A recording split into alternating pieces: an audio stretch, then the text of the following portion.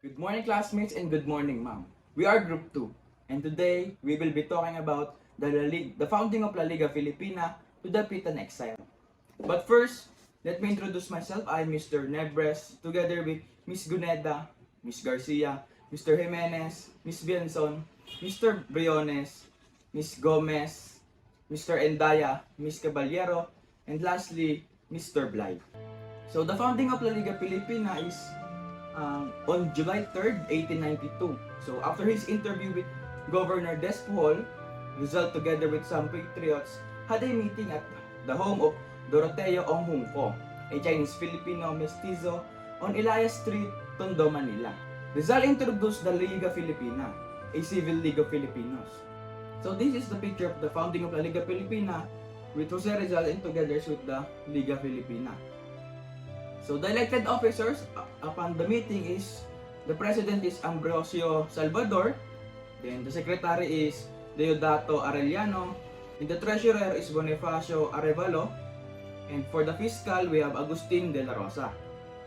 So the aims of the Liga Filipina is to unite the whole archipelago into one compact, vigorous, and homogeneous body. So the aim of the La Liga Filipina is the mutual protection in everyone and necessities. We also have the defense against all violence and injustices of the Spaniards. The next is the encouragement of instruction, agriculture, and commerce. And lastly, the study and application of reforms. So, the motto of the La Liga Filipina is Unus Instar Omnium. So, this means one like all. So, the governing body of the La Liga Filipina is the first is the Supreme Council. So, this governing body which has the control over the whole country. It composed of the president, secretary, treasurer, and the fiscals. The next is the Provincial Council, formed in every province. So, the Provincial Council shall have command of the popular chiefs. So the popular chiefs are formed in every town. So they only shall have command upon its members. Then the duties of the Liga Filipina is to pay the monthly dues of 10 centavos. This is to fund their equipments and necessities of the Liga Filipina. Second is to obey blindly and promptly every order emanating from the council or the chief. Third is to inform the council of whatever they note or hear from that has a reference to the La Liga Filipina. This is like the chismosa chismoso. They gather information and then they give the information to the higher ups. Then the fourth duty is to preserve the most absolute secrecy in regard to the decisions of the council. So in order for their plans to work, they should not be giving the information to others na basta-basta lang. Then the fifth duty is to help another member in case of need or danger. So they are like a whole family that protects each other. Then each member shall adopt a new name of his own choice. This is like a code name for their protection and to help recruit new members. And lastly is to treat everyone with respect. So as the saying goes, respect begets respect. So the governing body of the Liga Filipina is the first is the Supreme Council. So this governing body which has the control over the whole country. It composed of the president, secretary, treasurer, and the fiscals. The next is the Provincial Council, formed in every province. So the Provincial Council shall have command of the popular chiefs. So the popular chiefs are formed in every town. So they only shall have command upon its members.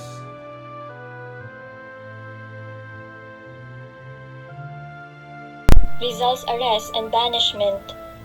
On July 6, 1892, Wednesday, Rizal went to Malacañang Palace to resume his series of interviews with the Governor-General Yulogo Despujol A. Dusay. He was asked about the pobres frailes, or poor friars, which are incriminatory leaflets and were allegedly found in Lucia's pillowcases. The leaflets were printed by the Imprenta de los Amigos del País Manila.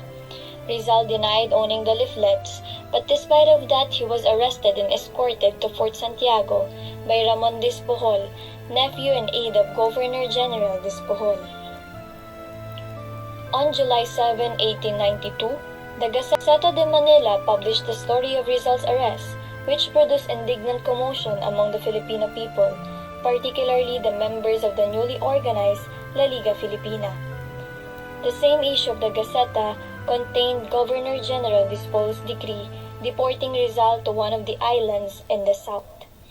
The decree mentioned the reasons for deportation as follows. First, the books and articles to Spain, anti-Catholic and anti-friars. Second, a bundle of handbills found in one of his packages after his arrival in Manila entitled Pobres Frailes, satirized the Filipinos and the anti-religious order. Third, El Filibusterismo was dedicated to the Gomburza, which our Spanish authorities considered as traitors. And fourth, Rizal was pursuing the salvation of the Filipinos through their separation from Spain. On July 14, 1892, shortly after midnight, Rizal was brought under heavy guard to the steamer Cebu, which was sailing for Dapitan. This steamer under Captain Del Gras departed at 1 a.m. on July 15, sailing south, passing Mindoro and Panay, and reaching Dapitan on Sunday, the 17th of July at 7 p.m. Captain Del Gras handed Rizal to Captain Ricardo Carcinero, Spanish commandant of Dapitan, and on July 17, 1892, Rizal began his exile in lonely Dapitan until July 31, 1896, for a period of 4 years.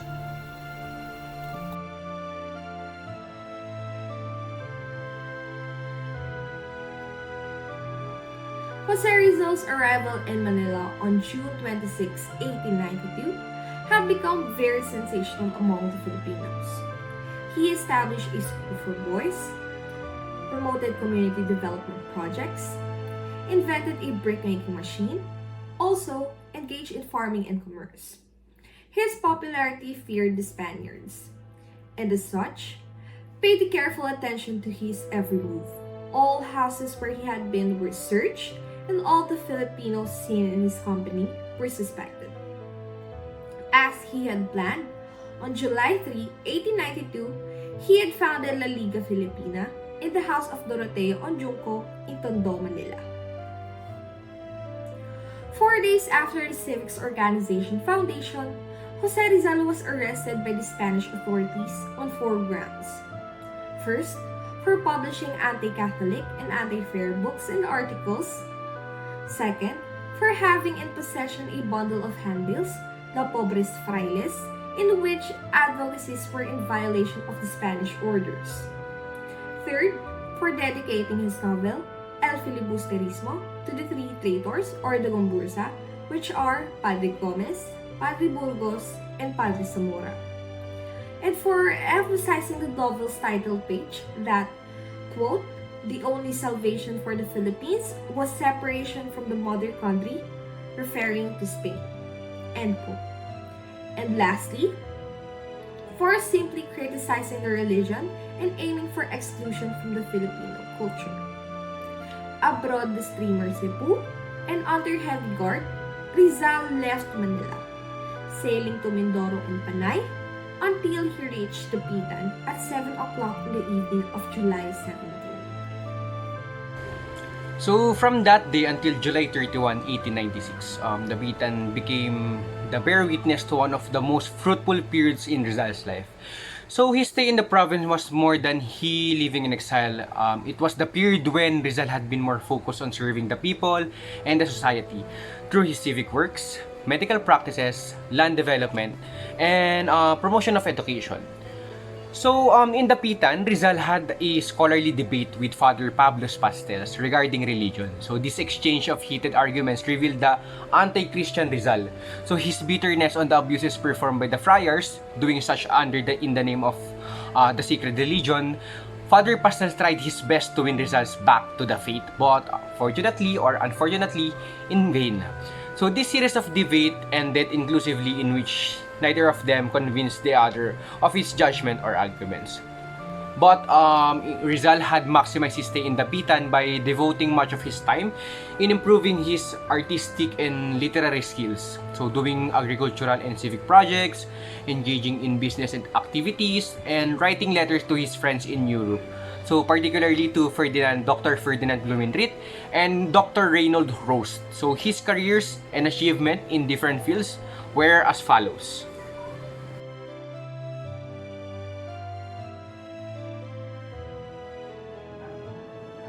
As a physician. June 21, 1884, Rizal completed his studies in medicine. From 1884 to 1885, he studied and passed all these subjects, leading to the degree of Doctor of Medicine.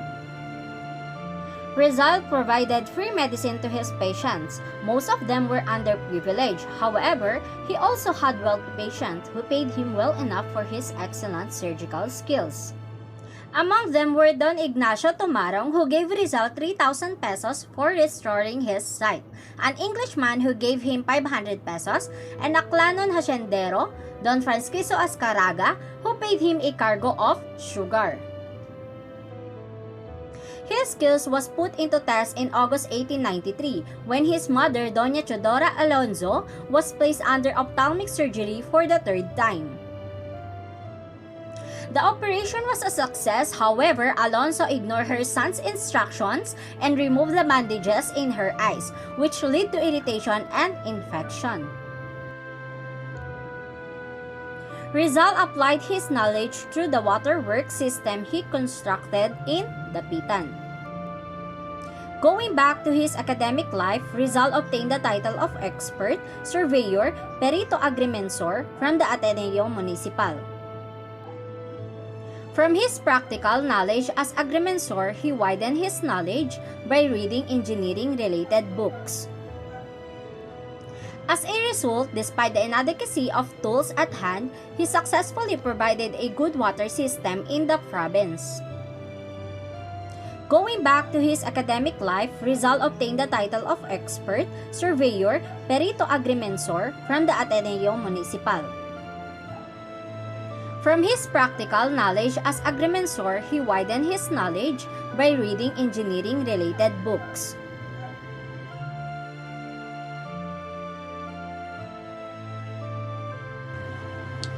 Rizal as an educator. Rizal established a school in Dapitan which was attended by the 16 young boys from prominent families.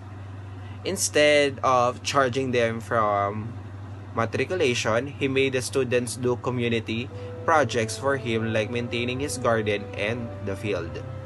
He taught them reading, writing in English and Spanish, even the geography, history, mathematics, industrial work, nature study, morals, and gymnastics. He encouraged his students to engage in sport activities to strengthen their bodies as well. There was no formal room like the typical classroom nowadays. Classes were conducted from 2 p.m. to 4 p.m. with the teacher sitting on a hammock while the students sat on a long bamboo bench. Rizal as an agriculturist. Rizal devoted time in planting important crops and fruit-bearing trees in his 16-hectare land. Later, it reached as large as 70 hectares. He planted cacao, coffee, sugarcane, and coconuts among many others.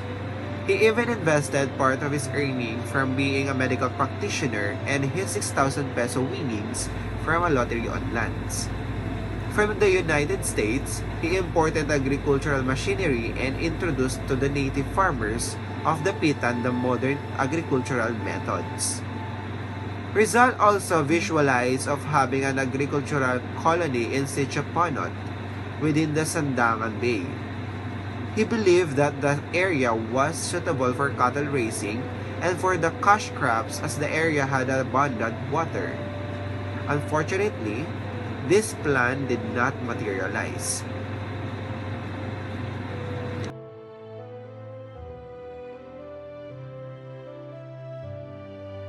Dr. Jose Rizal as a businessman. He made partnership with locals, Spaniards, and governor to unite for trading purpose to free themselves from the Chinese. On January 1, 1895, he organized the Cooperative Association of Dapitan Farmers. He wants to improve the fishing methods in Dapitan through the use of big net for trawl fishing, also known as pukutan. On May 14, 1893, he partnered to Ramon Carrion, a Dapitan merchant, in a business venture such as fishing, copra, and hemp industries. He introduced modern hemp planters into a cooperative association to eliminate unfair business practices and to stabilize the price of hemp. And also, hemp was the most successful business that Rizal entered. Hemp stripping machine helped Abaca farmers to increase their output. So Dr. Jose Rizal really had a legacy in the field of business. So Cooperative Development Authority, tracing the history of Philippine cooperative movement, would not be complete without mentioning the name of Dr. Jose Rizal, who in his travels to Europe in the latter part of 19th century was impressed with the success of new economic movement which transformed the economic and social life of the Europeans.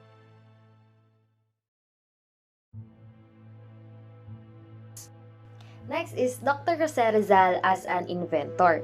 First is he made sulpakan or sulpukan. It is a wooden lighter based on the principles of compressed air mechanisms. In 1897, Rizal gave this invention to his friend Dr. Ferdinand Blumentritt as a gift. Next is the wooden brick making machine. It is capable of producing 6,000 bricks per day. Rizal was the first to build this machine in the Philippines.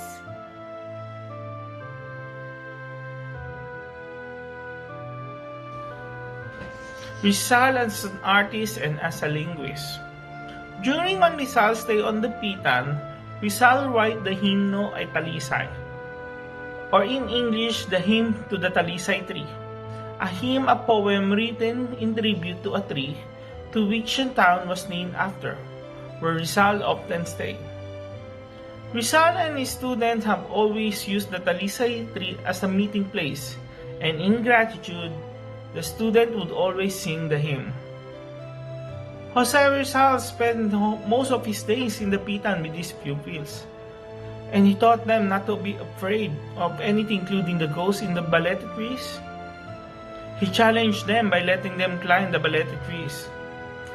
Hymn to Talisay was written by Rizal for his pupils to sing while they read mo under the Talisay tree. He also made a relief map of Mindanao in the town plaza of Dapitan. He also published an article on Kulam, an extensive written disclosure on Kulam entitled La Curación de los Hechizados, which means the treatment and the cure of the bewitched. This lesser-known work of Rizal explores the psychological treatment for Kulam, and even explained that witches were not always women who are old or ugly. He also discussed the difference between Hinaloan of the Visayas, who gives poison to her victims, and the Mangangaway, the traditional witch who use ragdoll and pigs. He also dug up prehistoric artifacts in the old burial ground. He also wrote a new orthography of Tagalog language and planned to work on a dictionary of the Philippine language, which translation in English, French, and Spanish. And he also wrote the Mi Retiro, translated to English as My Retreat. Was written by Rizal while in exile in Dapitan. For his mother's brooding, Rizal revived his writing of poems where he can express his serene life and his acceptance of his destiny and whatever justice will be given to him. Finally, he wrote the Canto del Vallejo, or the Song of the Traveler. It's a poem that talks about Jose Rizal himself as a wanderer or traveler. In this poem, Rizal described the loneliness of being a wanderer, reflecting on his return to the Philippines from Europe. And after being away from his own land for a long time, the heartbreak of being strangers in the land of his birth.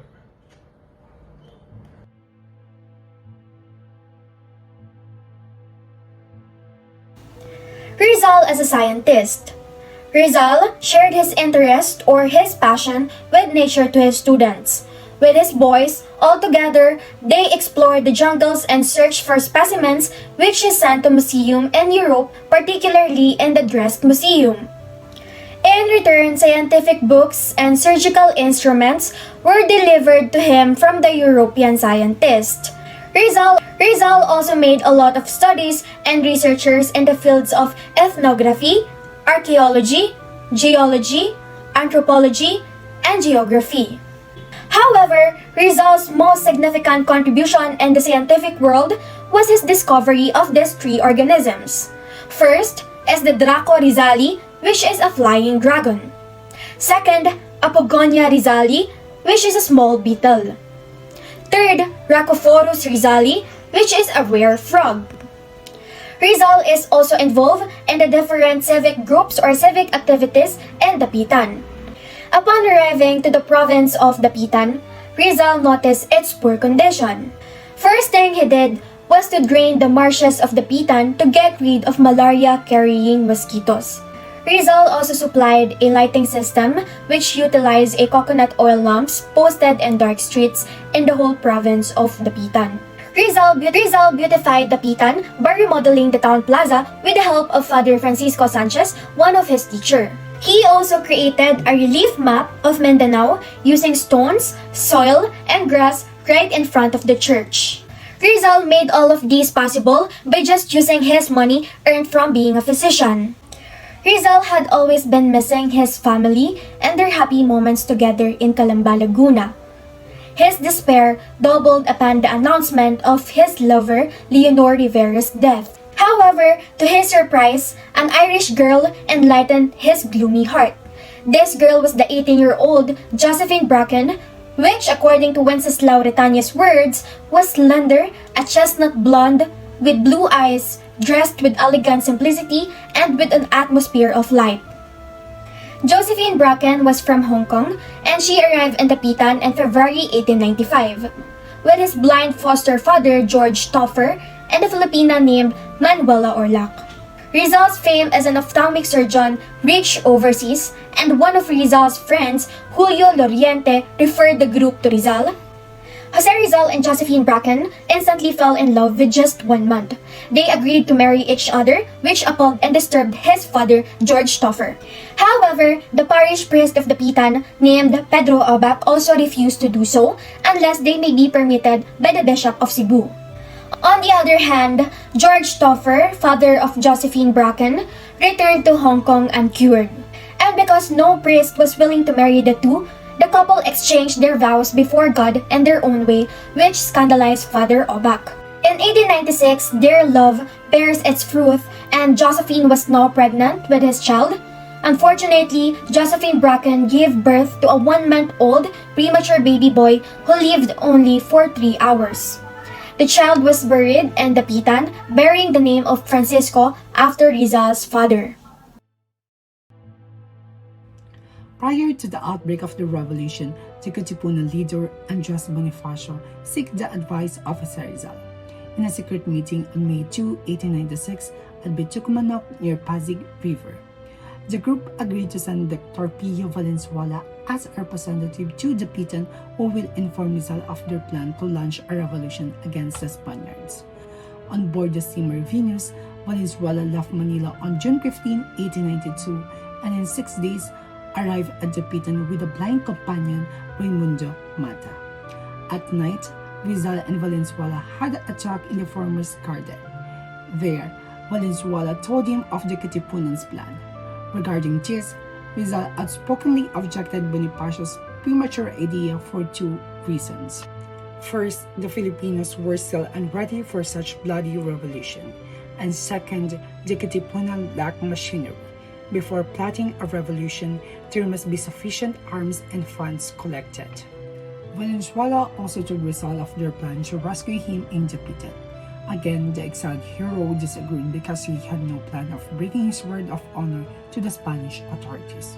During the peak of the Cuban Revolution, Rizal offered his services as a military doctor to compromise with the shortage of physicians in the said country. It was his friend Ferdinand Blumentritt who informed him of the situation in Cuba and suggested that he volunteer himself as army doctor. On December 17, 1895, Rizal sent a letter to Governor General Ramon Blanco rendering his service for Cuba. But for months, Rizal waited in vain for the governor's reply and lost hope that his request would be granted. It was only July 30, 1896, when Rizal received a letter from Governor Blanco, and dated July 2, 1896, accepting his offer. The letter also stated that Rizal will be given a pass so that he can go to Manila, then to Spain, where its Minister of War will assign him to the Army of Operations in Cuba. At midnight of July 31, 1896, Jose Rizal left Dapitan on board the steamer España, together with Narcisa, Josephine, Angelica, Narciso's daughter, and 3 nephews and 6 of his students. Many were saddened as the adopted son of Dapitan left. In Cebu, on their way to Manila, Rizal successfully performed an ophthalmic operation to a merchant who paid him 50 silver pesos. After almost a week, on August 6, 1896, España arrived in Manila. Rizal was supposedly to board the Isla de Luzon for Spain, but unfortunately left ahead of time. Instead, he was transferred to the Spanish cruiser Castilla to stay and wait for the next sailboat that would sail for Spain next month. He was prohibited from leaving the vicinity but was allowed to accept visitors so long as they were his immediate family. Of course, all these days were part of the drama. Rizal has now fallen to the critical, deadly Spanish trap.